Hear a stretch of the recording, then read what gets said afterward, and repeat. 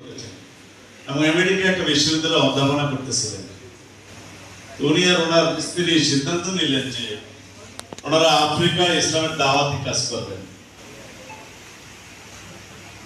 এবং আরামের জীবনকে বিসর্জন দিয়ে আফ্রিকায় বছরের পর বছর দাওয়াতি কাজ করেছেন এবং ওনার হাতে, ওনার স্ত্রীর হাতে ১৬ কোটি মানুষ মুসলমান হয়েছে। আপনারা এখনই ইউটিউবে ঢুকেন এবং গুগলে ঢুকে দেখেন, আব্দুর রহমান সুমাইদ লেখেন, দেখবেন এই সংখ্যাটা আছে। এবং এই কাজ করতে গিয়ে তারা ঠিক মতো ঘুমাতে পারেননি, ভালো পানি খেতে পারেননি এবং বৃষ্টির মধ্যে ভিজেছেন, রোদে শুকিয়েছেন, কিন্তু এই পথ বেছে নিয়েছেন। সারা জীবন ইচ্ছা করলে পৃথিবীর সবচেয়ে বেশি আনন্দের জায়গার মধ্যে বসবাস করতে পারতেন, আনন্দ খেতে পারতেন এবং এনজয় করতে পারতেন জীবনকে।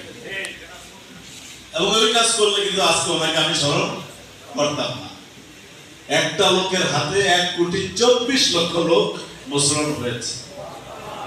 একদিন যেটা হয়েছে আফ্রিকা, আপনারা জানেন যে আফ্রিকা প্রচন্ড রকমের শুকনো একটা মহাদেশ, বৃষ্টিপাত হয় না, সুপেয় পানি তারা পায় না। আফ্রিকার ৩-৪টা দেশ আছে একটু আধুনিক এবং উন্নত, দক্ষিণ আফ্রিকা, মরক্কো, তিউনিসিয়া, এই দেশগুলো। বাকি সব দেশ দারিদ্র পীড়িত। তো এক জায়গায় ইসলামের দাওয়াত দিতে গিয়েছে আব্দুর রহমান সুহাইদ। সেখানে লোকেরা বলেছে যে তোমার ইসলাম আমরা গ্রহণ করব যদি আমাদের একটু পানির ব্যবস্থা করে দাও। এবং সেই জায়গার লোকেরা এক গ্লাস পানি সংগ্রহ করে ১৫, ২০, ৩০ মাইল দূর থেকে গিয়ে, তো আব্দুর রহমান সুমাইদ আল্লাহর কাছে ফরিয়াদ করলেন যে আল্লাহ, কিছু বৃষ্টি দিলে কি তোমার খুব ক্ষতি হয়ে যাবে? মুহূর্তের মধ্যে বৃষ্টি আসলো, লোকেরা পর্যাপ্ত পরিমাণ পানি সংগ্রহ করলো এবং কয়েক গ্রামের মানুষ সবাই মুসলমান হয়ে গেল। আমাদেরকে দাওয়াতি কাজে লিপ্ত হতে হবে। আপনি দেখেন, দায়ী ইলাল্লাহ যদি আপনি হন, দেখবেন আপনার মধ্যে আল্লাহ যোগ্যতা বাড়িয়ে দিবেন, আপনার রিজিকের মধ্যে বরকত আসবে, বলার ক্ষমতা আপনার বেড়ে যাবে এবং দাওয়াতি কাজ থেকে দূরে থাকার কোন সুযোগ কোন মুসলমানের নেই।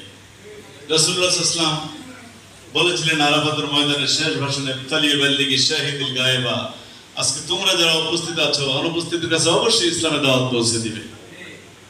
তিনি ছোট্ট করে বলেছিলেন, বাল্লিগু ওয়ালাউ আয়া, যদি একটি আয়াত জানো মানুষের কাছে পৌঁছে দাও। আমরা যদি আরেকটি হাদিস আছে, আপনারা সবাই জানেন, এখানে সবাই আলেম, আল্লাহ রাসূল সাল্লাল্লাহু আলাইহি ওয়াসাল্লাম বলেছেন, মান রা